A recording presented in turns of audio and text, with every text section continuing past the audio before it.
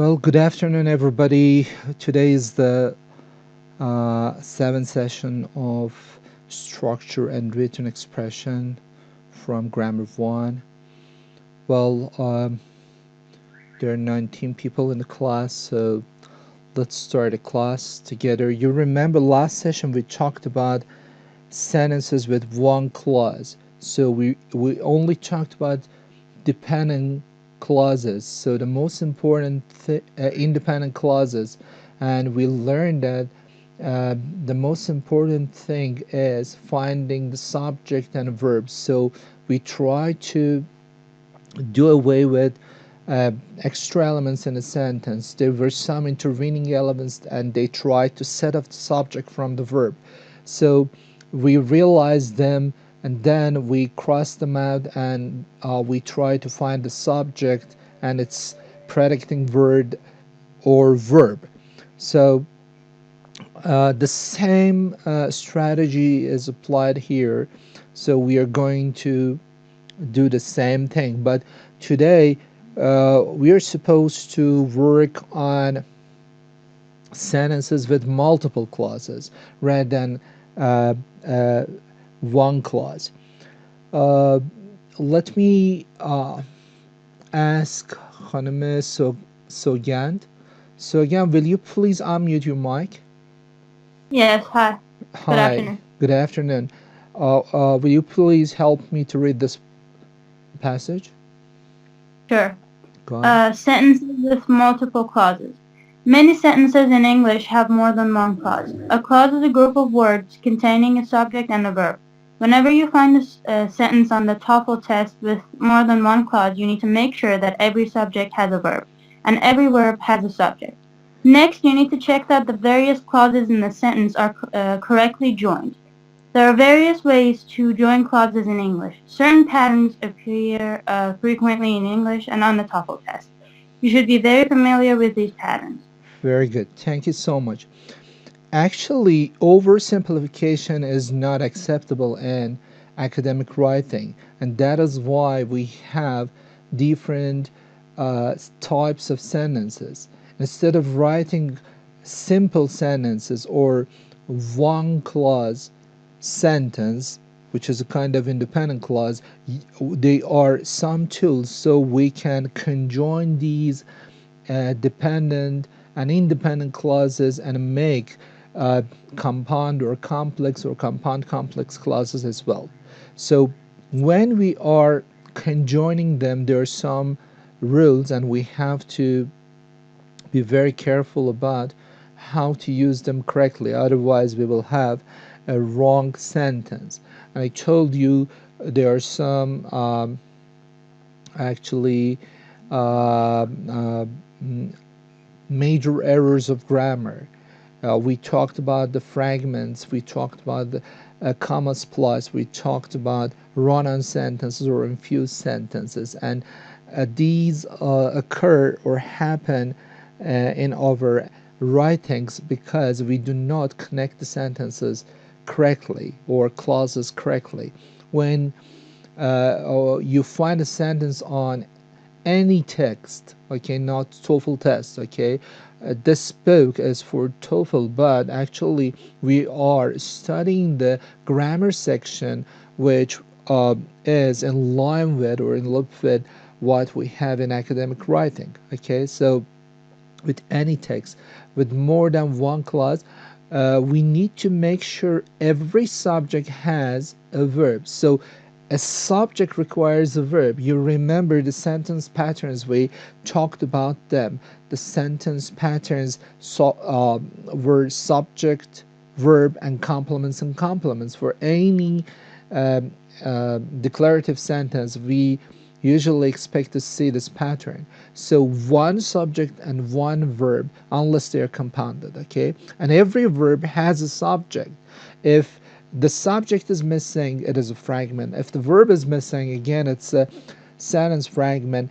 If both of them are missing, again, it is a sentence fragment. Or sometimes we have dual subject, two subjects for one verb, again, it's a sentence fragment. Or two verbs for one subject and they are not compounded, again we have a sentence fragment. So these are the major errors of grammar. And you know the dependent clause, because it cannot stand alone as a complete thought, again we consider it as a sentence fragment. So we have to be very careful when we are conjoining two clauses and make multiple clause sentences. The multiple clause sentences are compound sentences, complex sentences, and compound complex sentences. And these are the various ways to join the clauses. And when you are developing your paragraphs, consciously try to implement the rules.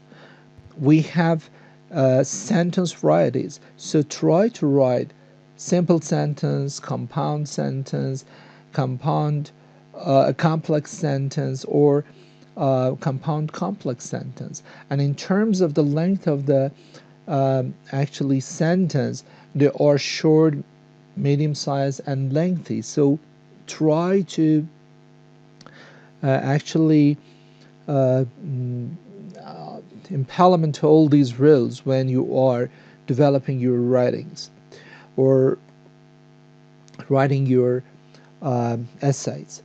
So on page 107, we have sentences with multiple clauses, and skill 6 talks about the use coordinate connectors correctly. Connectors here are the conjunctions. Conjunctions conjoin two grammatically identical units or two grammatically unidentical units. Okay, so when they are conjoining two grammatically identical units, they are either coordinate conjunctions or correlative conjunctions. Okay, then we have subordinate conjunctions. We have paired conjunctions or correlative conjunctions. They are conjoining two grammatically identical units, so the either side are the same. And these are the coordinate conjunctions. Fanboys. Fanboys stands for and, nor, but, or, yet, so. We can, in the next slide, we will learn how we are using these conjunctions. Okay, let's ask Sogan to read this part. Sogan, will you please? Use coordinate connectors correctly. When you have two clauses in an English sentence, you must connect the two clauses correctly. One way to connect two clauses is to use and, but, or, so, or yet between the clauses. Actually, these types of clauses are independent clauses. They are complete thought, and they can stand alone as a complete thought in isolation. So in that case, we are conjoining them with coordinate conjunctions. So two sides are grammatically the same, two sides are semantically important, so the message is conveyed equally in both sides. Tom is singing and Paul is dancing. Two messages, and they are equally important. So we are using coordinate conjunction, and as you see, in each clause we have its own subject and its own verb. Tom is singing, comma, and Paul is dancing, comma. Remember, because we have subject verb, and as you see there is no complement, in this special case we are allowed to drop the comma. Okay, but as a general rule, when you are conjoining two independent clauses, keep this comma. If you drop the comma, or when the comma is missing, we will have a run-on sentence. And if you drop these coordinate conjunctions and the comma is there, again we will have a comma splice, and we will have run-on sentence or infused sentence. So it's very important to have both of them at the same time when we are conjoining two clauses. If because the conjunctions can conjoin the words, phrases, and clauses. So when they are conjoining the words for coordinate conjunctions should be grammatically identical. So the two sides of the coordinate conjunctions are the same. Go on, Sogant. Tom is singing and Paul is dancing. Tom Okay. is tall, but Paul is short. Tom must write the letter, or Paul will do it. Okay. Tom told a Sorry for interruption. Tom is tall. Subject, verb, complement. So the tall is subjective complement. Subjective complement after the linking verb completes the meaning of the subject. Okay. In Farsi we call it musnad, and Tom is nahad or fa'il. So it shows because the verb is linking verb. Last session I talked about the linking verbs.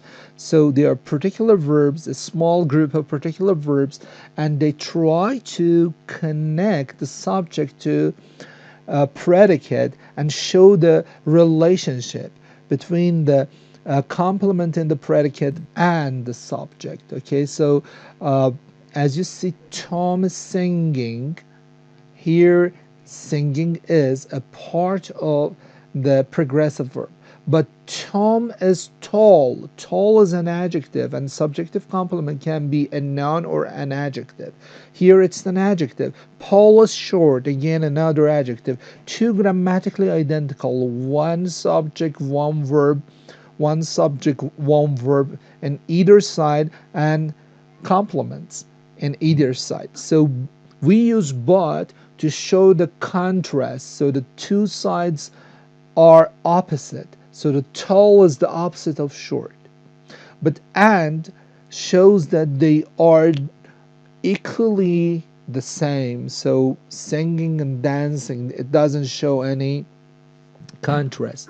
So Tom must write the letter. So Tom is the subject, must write. As you see, we have a modal verb and then write, and these modal verbs show actually the degree of the certainty. So must write the letter. The letter is the complement, and this complement is the object of the verb write. And in the other side, we see Paul will do it. Again, will is a modal verb which refers to the future, and it has the highest degree of the certainty. And do is the verb, and it function as a complement, and it's the object of the verb.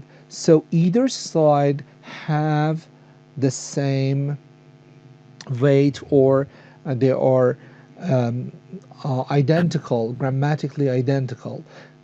So as you see, the comma is present before or. So fanboys, these are the coordinate conjunctions. When we are talking about Tom told the joke, comma, so Paul laughed, and it shows a kind of cause and effect. So the joke was the cause, and the laughing was the effect or the consequence of that cause. So you need to use a specific type of coordinate conjunction in order to show how these two independent clauses are related to each other. Tom is tired, comma, yet he is not going to sleep. Okay, again here we are showing a kind of contrast. So, but this is not a direct contrast like the what we had with the but. So in the but we had a tall and short, but here tired, but he's not going to sleep. So it's not direct opposite. So let's go to the example here. Here we have an example. A power failure occurred, comma, lamps went out. When you're analyzing the sentence, actually there is a comma Look at the sentence. This is a declarative sentence. It ends with a full stop. So we expect to see the subject first. So A is a noun marker. Power is an adjective for failure. Okay? Power is a noun, but at the same time, a noun is a noun marker. So it functions as an adjective for the failure. Failure is the noun and the first noun in the sentence, so it is the subject. This subject requires, I apologize, this subject requires a verb. So we have subject and verb, and immediately there is a comma. For each comma in the sentence, there should be a reason. We never ever say subject, verb, complement, complement, and then put a comma here to set off the verb from the complement. This is never happens in English. Okay, we never put this way. So the comma immediately after verb shows that this is the end of the first clause, because it is a complete thought. It can stand alone. So there is a comma. If there is a comma and you see there as a noun marker and lamps as a noun and a went out as a verb, so it shows we have two subjects, two verbs, and a comma. So there is something missing. What is missing? The coordinate conjunction is missing, because the coordinate conjunction can conjoin two sides. Next is an adverb, but this is not a place for next because it cannot conjoin. If we put next here, we will have a comma to conjoin two sides, and this comma is called comma splice. The same is true for later and then. So the choice C, so, which is one of the coordinate conjunctions, and it shows the relationship between the first side and the second side. This is the cause, the power failure is the cause, and this is the effect, the lamps went out. So we are using coordinate conjunctions to show this. Well, as you see, the both sides are grammatically the same, and the both sides convey the same weight of meaning. So the first part is as important as the second part in meaning. Let's see what are the conjunctions. The conjunctions are connecting words. Okay, they are in the sentence to connect two words or two phrases or two clauses. Sometimes more than two is needed when we have parallel constructions. So Jan, will you please read this part? A conjunction joins.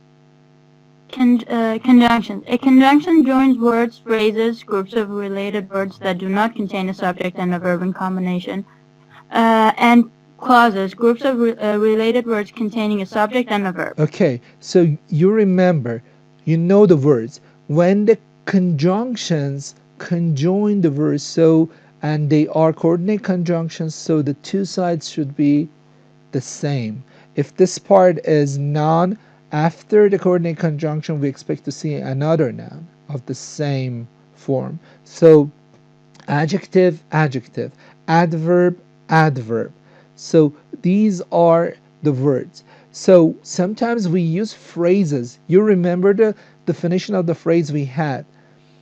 Group of logically related words that do not contain subject or verb. If we have a sentence and we without the subject and the verb, so we will have small chunks of words. So these groups of related words are called phrases, and these phrases lack subject and verb, and actually they can function either as a noun group or prepositional group or as an adjective or as an adverb. Okay, so then we talked about the clauses. The clauses are again groups of related words containing subject and verb, but they can either be dependent or independent. When they are independent, they are simple sentences. When they are dependent, they are either noun clause or adjectival clause or adverbial clause. So if you are conjoining the clauses, they should be grammatically identical with the coordinate conjunction. So the either side should be the same. Read the example. Watermelon and grapefruit are my favorite fruits. Very good. As you see, and here conjoins two nouns, and these two nouns are the subjects. You see, we have two nouns for one subject, but they are compounded. We are allowed to compound the nouns. So here, watermelon and grapefruit with the coordinate conjunction functions as a subject, and this and adds the plurality to the meaning. So we have a plural subject, and as you see, there is an agreement between the subject and verb. The singular subject requires a singular verb, but a plural subject requires a plural verb. So we are allowed to conjoin two words. So word, which is a noun here, with another word which is a noun, are conjoined. Will you please read the next one? So again? Sorry. Yeah. Did you request a compact rental car or a mid-size rental car? Okay. Did you request a compact rental car or mid-size rental car? A is a non-marker which comes after the verb. So here we have the request, which is the verb, and you is the subject, and did comes at the beginning to actually change the purpose of the sentence. So the sentence is interrogative, it is making a question. Okay, so we have the subject, we have the verb, and we have the complement, a compact rental car. Is a non-marker. Compact is an adjective. Rental is an adjective. And car is the noun. This noun with some modifying phrases, some modifying words like adjective, and this non-marker or article as a determiner shows that here we have a non-group or non-phrase which function as an object. So this group of words function as an object, or, and then we have the same pattern, a mid-size rental car. So the car is another noun, and we have two adjectives and a. This shows that we are conjoining two grammatically identical units. So non-group and a non-group. So this is the object of this verb, object, and this is the object. So two sides are object of the verb. But as you see, coordinate conjunction comes, but there is no comma. This comma is not needed. We don't need comma. So again, why? Because we're not joining two independent clauses. Excellent. When you are conjoining two main clause, we need a comma and or one of the fanboys and another main clause, full stop. So when we are conjoining two main clauses, we can use a comma. If we drop the comma in that case, we will have one of the major errors of grammar.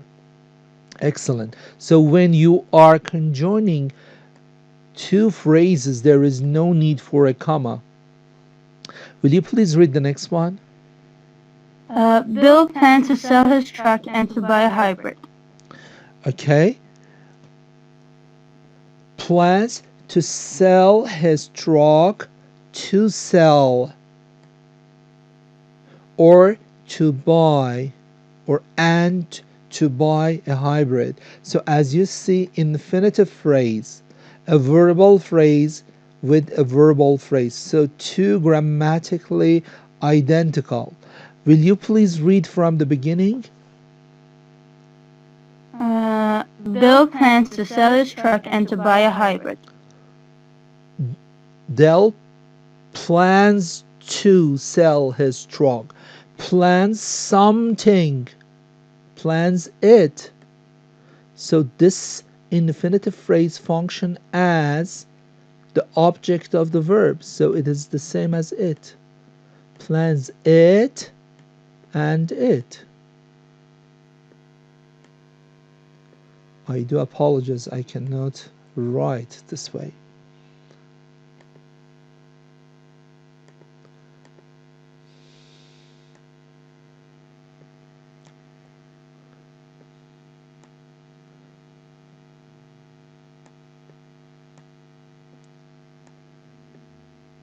So to sell the truck infinitive. You remember I talked about the verbal phrases. This is a infinitive phrase or verbal phrase. It has a verb form, sell and buy. But we see to. This to shows it's infinitive. Infinitives can function as a noun, adjective, and adverb. Here they are nouns. They are the object of the verb plans. Well, so because they are not complete thought, we don't need any comma here. So there is no comma before and. But look at this one. When I open the door, this is not coordinate conjunction. This is subordinate conjunction. And this is adverbial connector. So it is subordinate. And this clause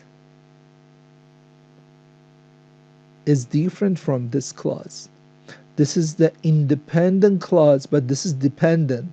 And it depends on this part. When I open the door, so what? You are just waiting to the meaning to be complete. So when I open the door, so something is missing. Something is missing. It's not a complete thought. Because the connector forces the predicate, I open the door, so open the door, to depend on the next clause. I smelled smoke. So it depends on this part. So this function as a dependent clause, it is subordinate. It is the under the order of the main clause. In subordinate clauses, actually,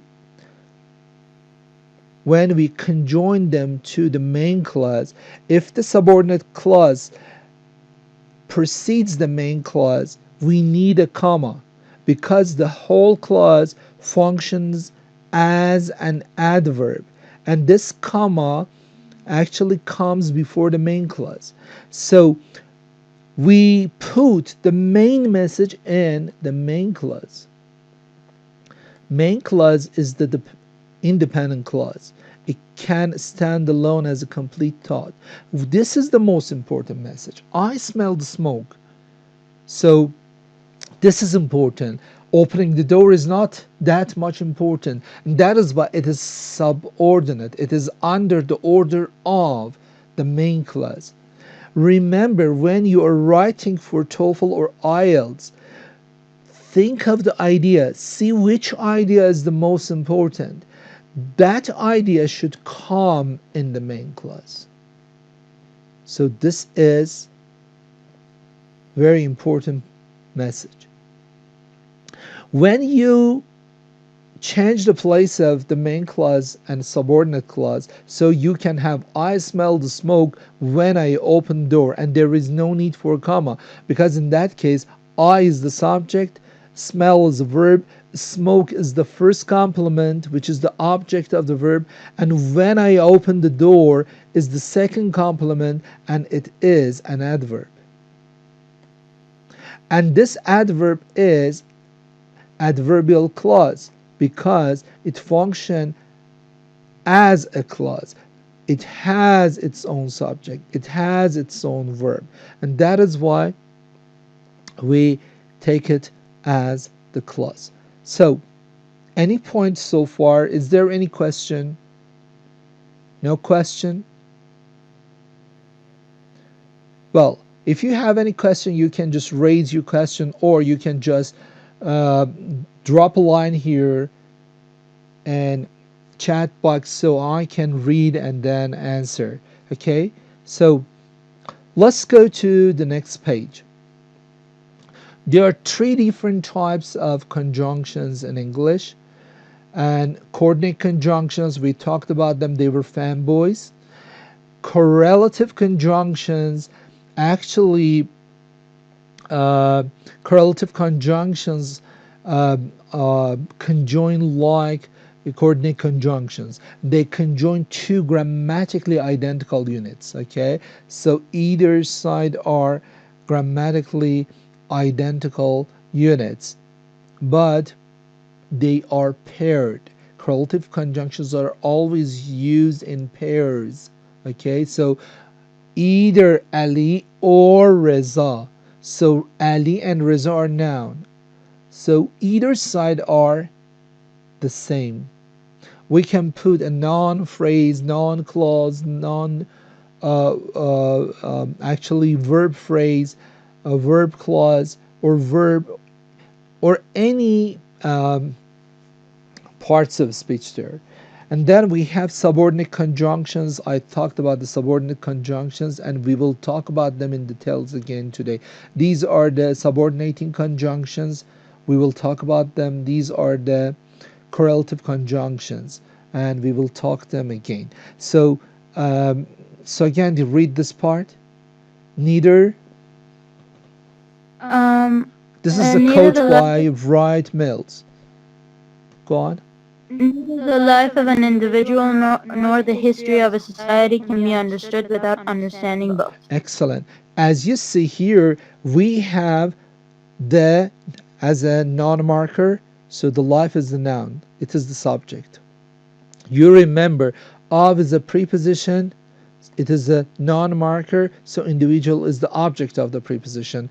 So preposition plus the object of the preposition is either an adjective or an adverb. It is an adjective which, because it tells which life, the life of an individual. The history, again a noun. So here, because we are using two grammatically identical units, neither nor, read this, correlative conjunctions also connect items of the same kind. However, unlike coordinating conjunctions, correlative conjunctions are always used in pairs. Items of the same kind. If this part is the subject plus adjective, so this part is the subject plus adjective. But it doesn't add to the plurality, because when you have this paired conjunctions or correlative conjunctions, the verb agrees with the closest subject.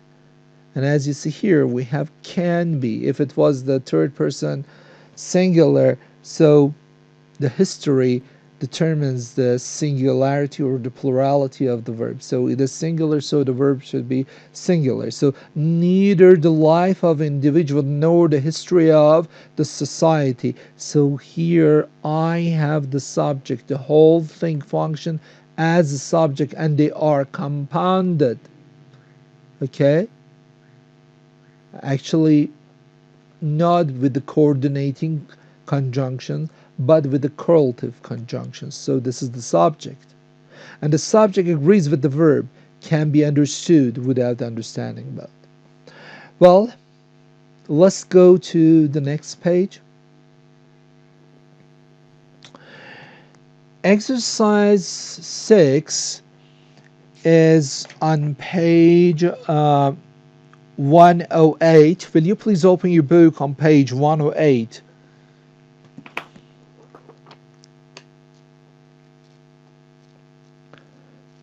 I think by now you have the book, or if it is the new book, I do apologize.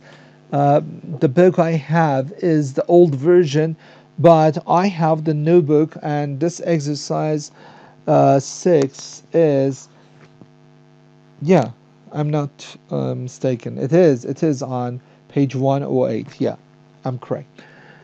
It is on page 108. The first one is, and the second one is done for, they're done for us. So the first one, the software should be used on a laptop computer, comma, and this computer is a laptop.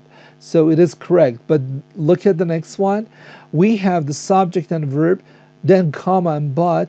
No has fallen. So no is not the subject. It is an adjective which requires subject. Has fallen is a verb.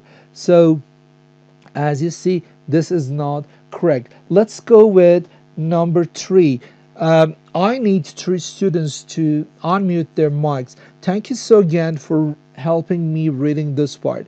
Let's ask Abul Faz, Amir Ali Gurbanpur, and Zainab. Zainab Tariqi. Yes. Okay. Zainab, will you please start? Zainab, Yeah. start reading number 3. Okay. The firm sold their house. It has been on the market for 2 months. They're trying to sell their house, Mm, comma, it has been on the market for 2 months. Is it correct?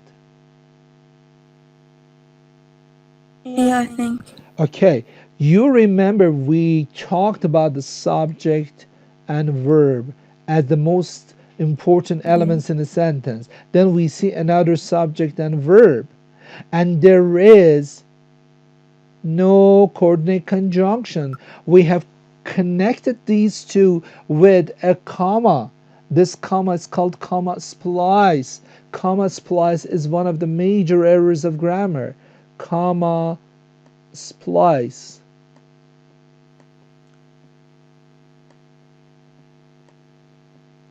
So we are not allowed to conjoin two independent clauses with a comma splice. So this is one of the major errors of grammar. We will have a run-on sentence. These are infused sentences. So this is not correct. This is incorrect. We need a coordinate conjunction here to correct it. So missing connector is here. So what is the best connector? They're trying to sell their house, comma, and it has been on the market for 2 months. So as you see, it is not correct. Let's go with number 4, Abul Faz. So the quality of the print was not good. Comma, I changed the typewriter ribbon. Good. Remember, I forgot to tell you something. When you are conjoining two grammatically identical units with the coordinate conjunctions, so as you see, the nature, by structure, this sentence is a compound sentence. We have two independent clauses. We have a comma and a coordinate conjunction. Remember, in order to make a compound sentence, you need two or more independent clauses, and the coordinate conjunction comes immediately before the last grammatically identical units.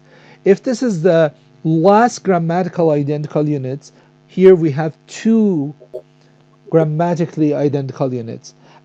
when we are using coordinate conjunctions, coordinate conjunction comes before the last grammatically identical units.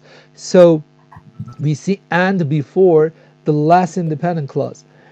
So is one of the coordinate conjunctions.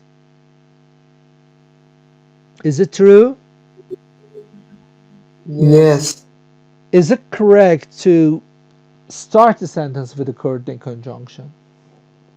No. Never ever start. In academic writing, I highly suggest you look, it is possible in spoken grammar to use coordinate conjunctions at the beginning of the sentence and start the sentence. But in writing academically, actually this is not grammatically incorrect, but it is stylistically unacceptable. Many writers, according to the APA, they do not use coordinate conjunctions to start the sentence. They know that the coordinate conjunction conjoins two grammatically identical units, so they come in between them. So we never ever start the sentence with coordinate conjunction. This is a misplaced connector. It is not in its correct position. So the quality of the print was not good, comma, so I changed the typewriter. So if you just move this after comma, we can correct this. The quality of the printer, this is the cause, and this is the effect. So the effect was, the consequence was, I changed the typewriter. Remember, in academic writing, never ever put the coordinate conjunction at the beginning of the sentence. This is incorrect. Any point, Abul Faz? No. Okay, let's ask Amir Ali Gorbanpur. Thank you, Abul Faz. Amir Ali, Yes. read the next one, number 5. Okay. The lifeguard will warn you about the riptide, or she may require you to get out of the water. So in the first clause we have the, which is a noun marker, and then we have the noun, which is lifeguard, so it's the subject, and then we have the verb, which is will warn. And in the next clause we have she as a subject and may require as a verb, and we have a comma and coordinate conjunction to conjoin two independent clauses, so it's correct. Excellent. Thank you so much, Amir Ali. Well, let's ask Hamid Reza Rahmani and Sarvnaz. Sarvnaz, will you unmute your mic? Yes. Hello. Read the next prompt. Number 6. Yeah. You should have finished the work yesterday, yet is not close to being finished today. Uh-huh. Though it's incorrect. Yet I think in the second part What? it should be yet.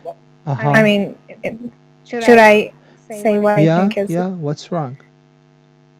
Yet it is not close to Very being good. finished today. So subject is missing. Yes. That's true. Here we have the first independent clause, and then we need to have the second independent clause because we have a comma and one of the coordinate conjunction. In order to have this in the form of clause, because this is a verb phrase. This is a verb phrase, it's not a clause. A phrase is less than a clause. It lacks either subject or verb or both of them. Here the subject is missing. So if you want to correct it, you add the subject. It is not close to being finished today. So missing subject. Go on, Sarvnaz, with the next one, number 7. Yeah, go on. The phone rang again and again, so the receptionist was not able to get much work done. Okay.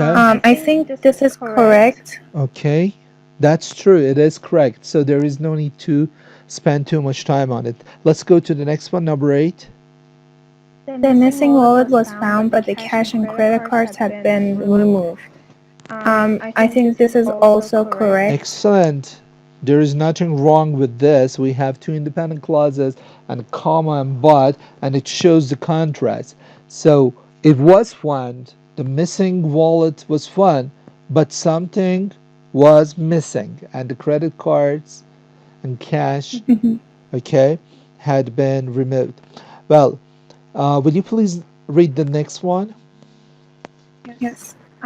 Or you can drive your car for another 2,000 miles. You can get it fixed. So this is incorrect. The or should come after the comma.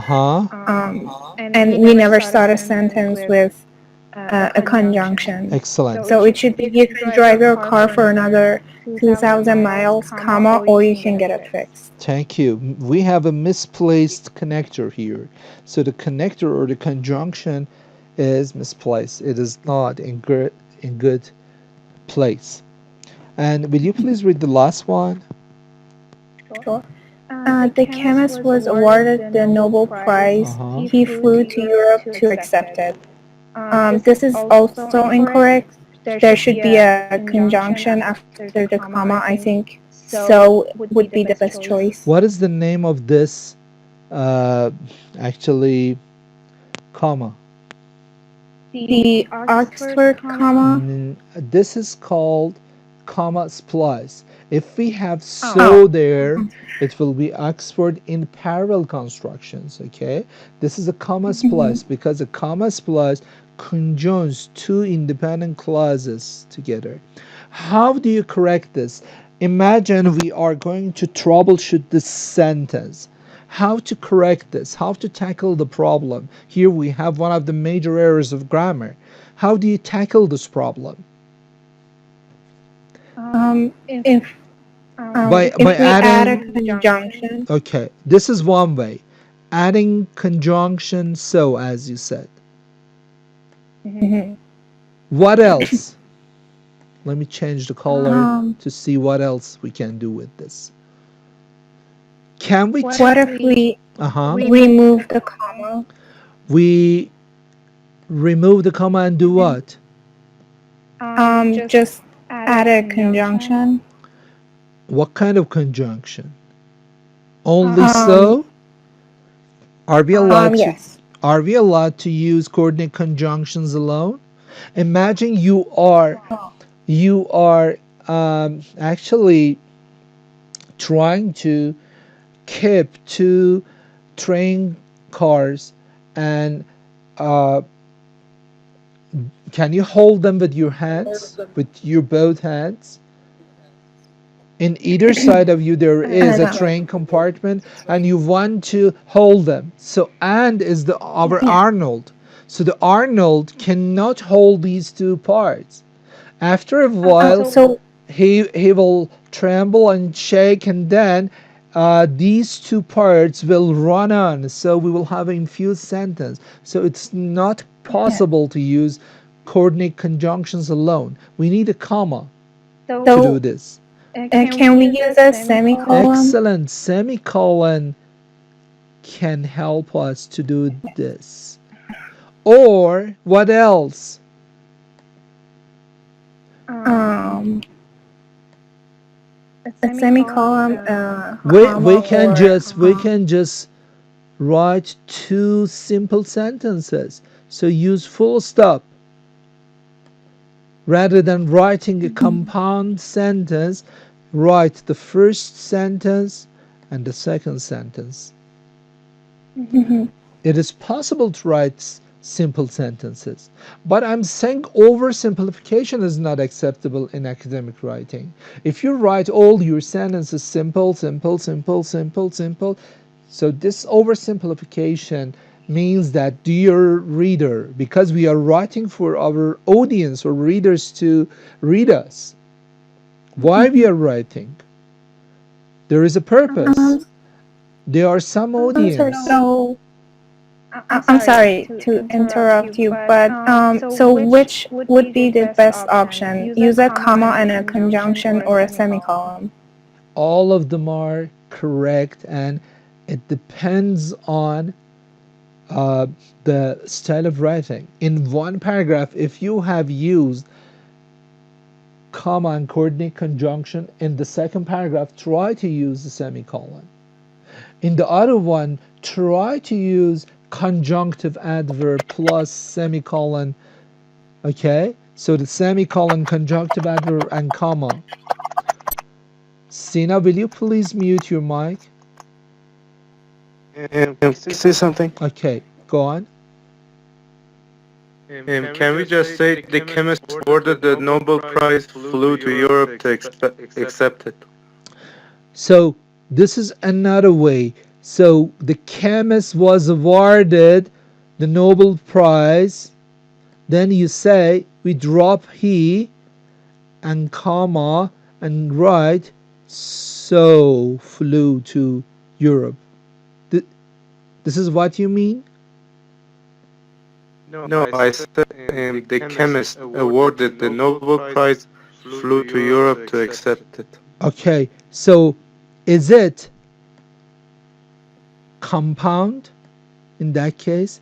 Compound means the two parts are equally significant. They are equally the same in terms of conveying the message. هر دو تا طرف مهم از نظر معنایی، به یک اندازه. از یک طرف جایزه رو برده، از یک طرف برای دریافت اون جایزه رفته. هر دوتاش براش به یک اندازه مهمه. به همین خاطر از کامپاند استفاده میکنیم. کامپلکس یعنی یک قسمت مهمتر از اون یکیه. بس بنابراین وقتی که شما این رو میایی از حالت کامپاند خارجش میکنی، میگی که برای این فقط بردن مهم بود، اینی که پرواز بکنه اونقدر اهمیت نداشت. Pragmatically or actually discursively, let's say, the message is different. The meaning is the same. Semantically, the meaning is the same, but the intention is different. Okay? Well, Sir, can I add something? yes. I think the simplest way to put it is actually to place the word so after the comma, is it right? We place so here. Yeah. Okay, so what else? Just this. I just wanted to make sure this statement will mean something and is correct. This is correct. This is what actually Sarvnas told us. She said we can just use a coordinate conjunction so in order to make a compound sentence. Yes, this is one way to correct it. Right. Thank you.